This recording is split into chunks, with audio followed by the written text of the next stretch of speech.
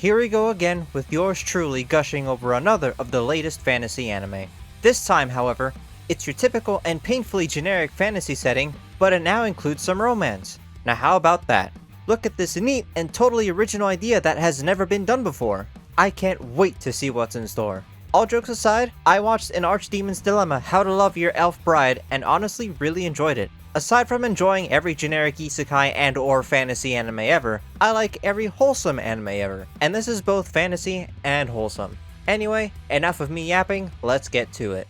We start off with a scene involving a girl who is about to get murdered by a guy who has the ability to change his face in the backyard of a sorcerer's home. Not amused by the events that are about to transpire, Zagan, the sorcerer and protagonist of our fantasy romance anime, comes in and kills the guy with ease. The girl, still scared out of her mind, faints at the sight. Fellow sorcerer Barbados shows up not too long afterwards and questions Zagan about what he's gonna do with both bodies. Not really sure what to do, Zagan cleans up the corpse and leaves the girl on the side of the road in hopes that some passing travelers come to bring her back to wherever she came from. Barbados invites Zagan to an auction of an archdemon who died recently. At the auction, we see that the archdemon had purchased a rare and very beautiful white-haired elf girl slave.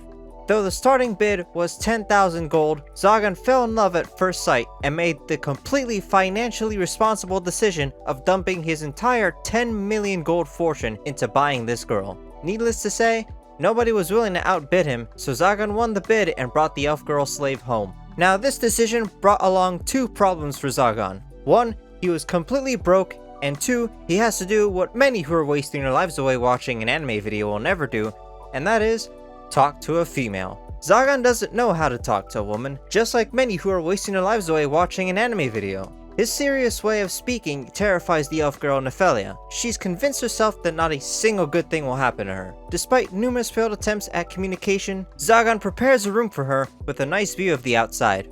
The following morning, Nephi decided to cook breakfast for Zagan and for herself after having munched on what can only be described as a dilapidated K2 defense biscuit.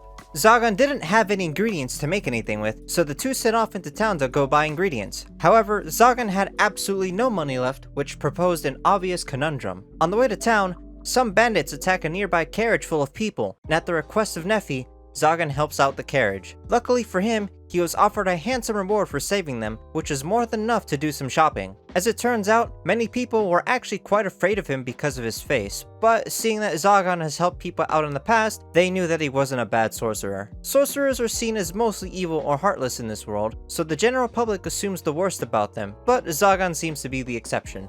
That's the general gist of how things go for our pseudo couple. It's decently slice of lifey, with some of your typical fantasy setting events happening on the side. Zagan is awkward when it comes to dealing with Nephelia.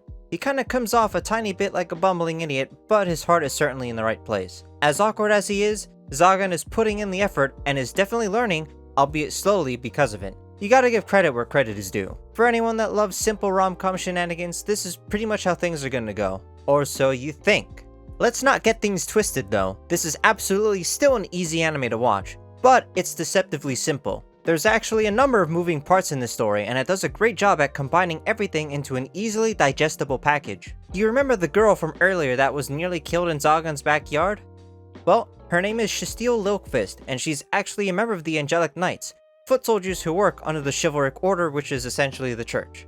She's got a bit of her own story going on here, which has its own moving parts too. Everything is coordinated well to make it all focus back on Zagan and Nephi without it feeling overwhelming. There's a lot of details thrown about here and there, but you won't get lost, and the fact that the two main characters aren't forgotten about is impressive. Balancing multiple plot points at the same time can be quite the challenge. Shasteel's major plot point is being torn between being loyal to the church as well as being grateful to Zagan. Since sorcerers are generally considered to be evil, the church will send out the Angelic Knights to take care of them. Seeing as Zagan saved her life, Shasteel doesn't want to kill him, but the church wants him dead despite never truly giving them a reason to. This conundrum weighs heavily on Shasteel's shoulders and is one of many other interesting side plots that How to Love Your Elf Bride has. Funnily enough too, despite being a very competent knight, she's actually a huge crybaby and very clumsy outside of her armor. The Gatmoe is strong with this one. Then we have Barbados. He's a friend, and I use friend loosely here, of Zagan's. Barbados acts a bit too familiar for Zagan's liking. He's always encouraging Zagan to be more on the evil side like the rest of the sorcerers of this world are. Not really feeling like it's worth the trouble, Zagan always declines, much to Barbados' chagrin. Barbados is also the only other sorcerer who is on a similar level to Zagan. Both of them are incredibly powerful sorcerers and can obliterate someone or something faster than you can blink.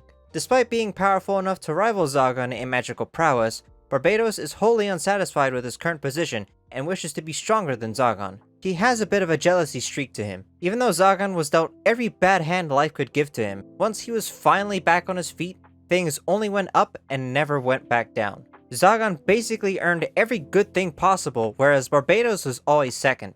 Tired of constantly being in second place, Barbados secretly began plotting every way he could think of to get rid of Zagan.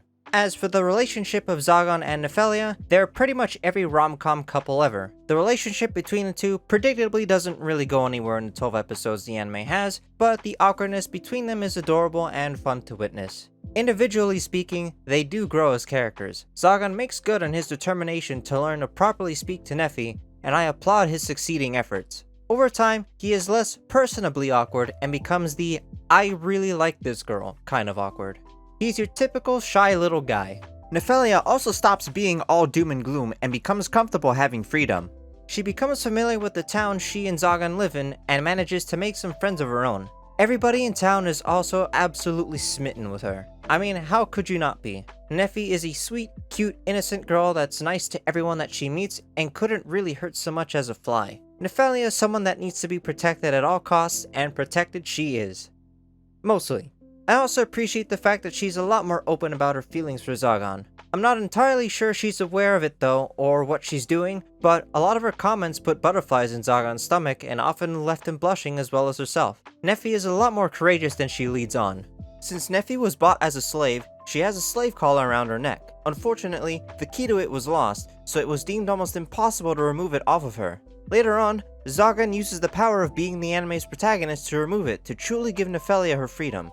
In a totally unexpected twist, she puts the slave collar back on as a show of complete devotion to Zagan. Never wanting to betray him, the slave collar acts as a failsafe that wouldn't allow her to do anything of the sort, not that she would in the first place. After that sweet exchange, I'm just sitting here like, okay Raftalia. But in all seriousness, Zagan and Nephi are sweet as can be and I'm glad things are working out for them. My absolute favorite thing about these two is the time they spent together alone. It's very clear that they're very into each other, and watching their relationship develop as much as most relationships develop in rom-com anime, is one of the comfier aspects of this anime. Also lap pillows. Everybody loves a good lap pillow. How to Love Your Elf Bride also has some fight scenes here and there if you're into that. How could you not have fight scenes in a story where sorcery is the main focus? While not super impressive or anything, they are still interesting if you value plot more than production. This anime is very much so a rom-com first before it is anything else, so expecting something to look like a Fate fight scene or a Jujutsu Kaisen fight scene is a bit much.